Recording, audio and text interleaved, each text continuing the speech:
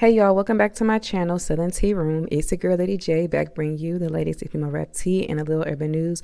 So before I get into my video, I need you to go ahead and hit that thumbs up, okay? Comment, share, and since you're here, baby, subscribe to my channel, all right? So let's go ahead and get right into it. So baby, it looks like Cardi B and Glorilla have teamed up for a collaboration, which to me is no surprise because in recent interviews, Glorilla has expressed her wish to work with Cardi B, and plus Cardi B has been, rapping the song Tomorrow on her IG stories this past week. So it looks like she got her wish.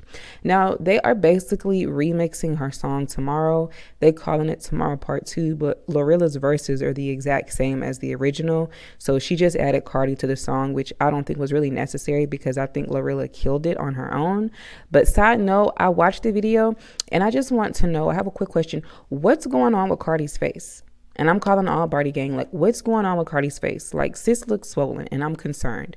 Now, she did say earlier today on Twitter that she would go later to talk about, why her face is swollen and claims she did not touch her face, which, I really don't believe because why is your body retaining fluid, baby? Okay. So she also said she would talk about her process of doing her verse as if Party didn't write it, okay, and that she would be talking about shooting the music video. Now, first off, in my opinion, Glorilla went the fuck off on this song. In my opinion, I've been bumping to this song for a minute. So this song came out over the summer, which is why I'm a little confused that Cardi chose this song to hop on over Blessed, since that's Glorilla's latest single. But, maybe Cardi liked Tomorrow better. I don't know. Now, Cardi has been rapping the lyrics to Tomorrow on her IG, like I said, this whole past week. So she obviously is feeling the song, and she was just dropping hints that she would be on the remix. Now, her verse did leak before the song dropped, okay? So, like, the whole thing literally leaked, and she tweeted this yesterday, thinking they were doing something when I got something bigger dropping on their necks. This just the beginning, which she misspelled to no one's surprise. Okay, so Cardi letting it be known that she has more music dropping, which is not a surprise. So she been saying that, and her fans ain't got, a solo single from her yet this year, so we'll see. And I also could have sworn Cardi said she don't do remixes, but that's a different story, Chad. Let me know if you feel in the song, though. Like I said, I love the original, but I gotta keep it a buck, though. I heard the leak, like I said, before the song dropped, like the whole thing, and I really wasn't here for Cardi's verse, and I'm still not. It wasn't trash. It was alright. Party didn't do too bad, but like I said, she didn't rap the beat like Glorilla did to me, and her bars wasn't really hitting or sticking because, she was throwing hella shots, but, like Nicki said, them weak bars thinking that they dissing for me, okay? So Cardi said this: fake bitch, that's why my friend effed on your nigga. She throwing shots, that's how I know I got her triggered, but I don't speak dog ho. I don't care what a bitch say. I stay on her mind. I got condos in that bitch head. She say she don't F with me. Who say that you can, ho? So she was throwing a lot of shots, especially when she said throwing shots, that's how I know I got her triggered, because as we all know, Nicki was throwing shots at Cardi last week, and Cardi did address those allegations that, she be doing witchcraft and whatnot, okay? And she claiming that Nicki Minaj that stays on her mind and that she got condos in her head. So she's taking shots. So Partisan did send his reader like Nicki instructed him to do, because once again, Partisan has writing credits for the song, not on the original though. So clearly he wrote Cardi B's verse, or co-wrote, whatever she want to call it, okay? He has hands in everything she does. So clearly Party is still writing for Cardi. However, the bars weren't anything that went over my head. It wasn't sticking. If I'm catching all of your bars the first time around, it's not that deep, baby. So Nicki 2, Cardi 0. Now, I don't know about her friend effing on Nicki, man. I don't know really who she really talking about. She may be talking about Cuban Doll, but definitely not Kenny, okay? Because, she didn't had a public spat or two with Cuban Doll on Twitter this year. And I know Cardi ain't talking about condos in anybody's head when she was caught following Nicki topics on Twitter last year, okay? So side note, I find it very interesting that Megan Thee Stallion reposted Cardi and Glorilla's collab to her IG story in support, but couldn't post the Plan B remix and left Lil Kim hanging, okay? So I found that very interesting, but let me know what you guys think. Now, speaking of Cardi, real quick, Cardi did address witchcraft or voodoo claims, because if you didn't know, Nicki Minaj did 3 blind items on her IG live last week and basically called out the 3 rap girls.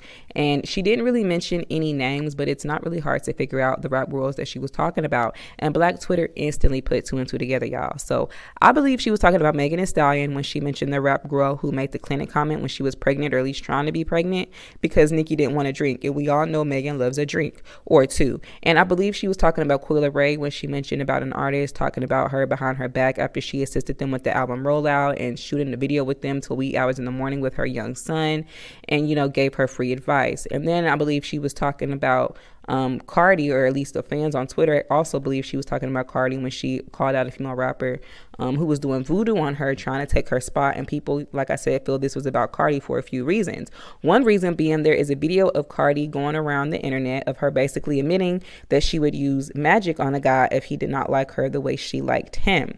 So I probably do like them. Like, I could be infatuated by them. Like, I probably do black magic on them. Even though I probably do like them, like, I could be infatuated by them, like, I probably do black magic on them. And side note, I don't know too much about voodoo, but I know plenty about hoodoo because I practice it, which is a bit different than voodoo. And I know about black magic and Santeria, which is practiced heavily in the DR and Haiti. Regardless, all of them ain't shit to play with. And let me just say, doing a love spell to get a man or a woman to like you, like Cardi was saying in the video, or be in love with you, almost always backfires, y'all. You see how hard she got to work to keep Offset, and you have to keep doing those spells. If anything, she needs to do a love spell on herself so she can learn to love and value herself, because I don't think Offset is faithful to Cardi, and I don't think he cares as much as she cares. And that's just my opinion on their very public relationship.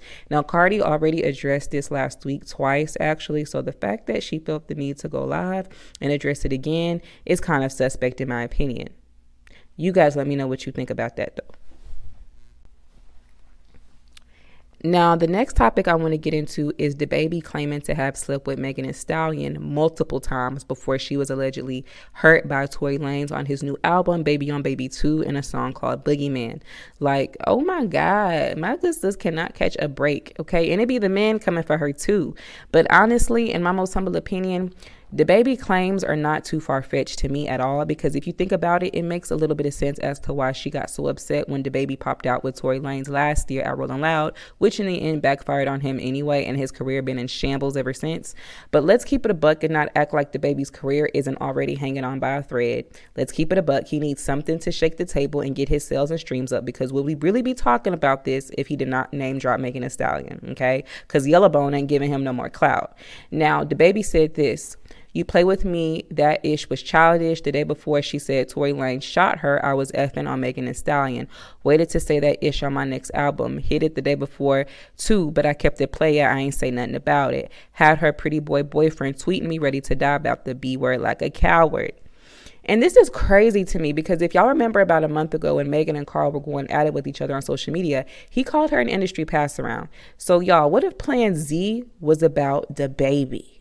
Like, that's what I really think, because she said this: "If you can't believe I used to trust you, the only accolade you ever made is that I effed you. You a B word. If you get the chance, I bet you snitch. You'll never get a chance to tell me come pack my shit." Okay, because we all saw DaBaby kick Danny Lay out of his home last November, and clearly DaBaby is snitching on Megan if it's true that these two smashed. And the only accolade he even really had is that he effed Megan Thee Stallion. Know what I'm saying? So I believe Plan B low key could have been very much a diss towards DaBaby.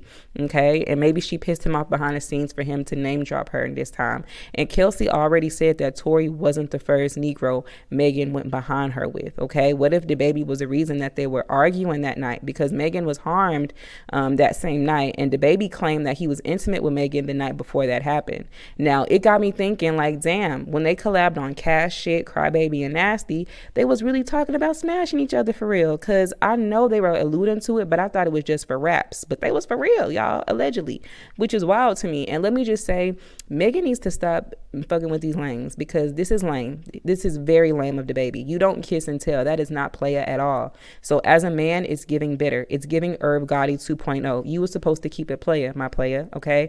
So that ain't cool at all, but DaBaby has been a clown, and Megan now has a history of fucking with clown niggas, and Megan needs to be really careful how she moves and who she chooses to mess with. We saw the situation with Nicki and Quavo, and that's why Nicki don't fuck with these industry men, because they kiss and tell for clout.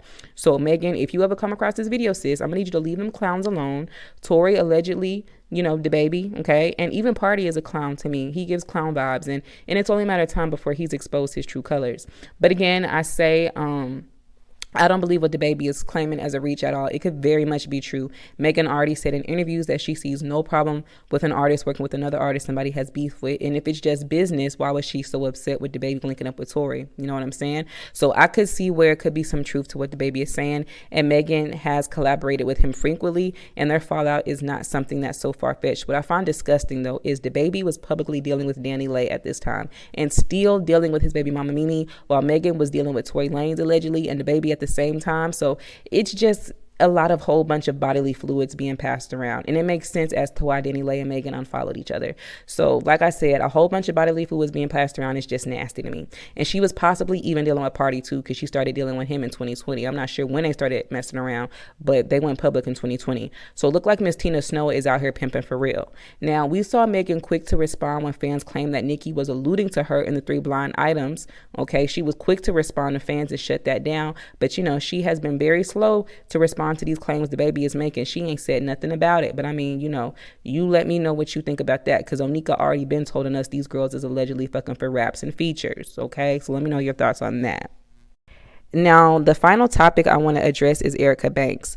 Erica Banks needs to do some type of brand partnership or get into acting or even ghostwriting, because sis can really rap, but she is really sabotaging her own career. She has been getting dragged up and down because she posted something stupid and ignorant to her so-called close friends, but I guess somebody in her close friends was not feeling what she had to say or just wanted to be messy, and they leaked it to the blogs. So this is what she said. I don't want her to come.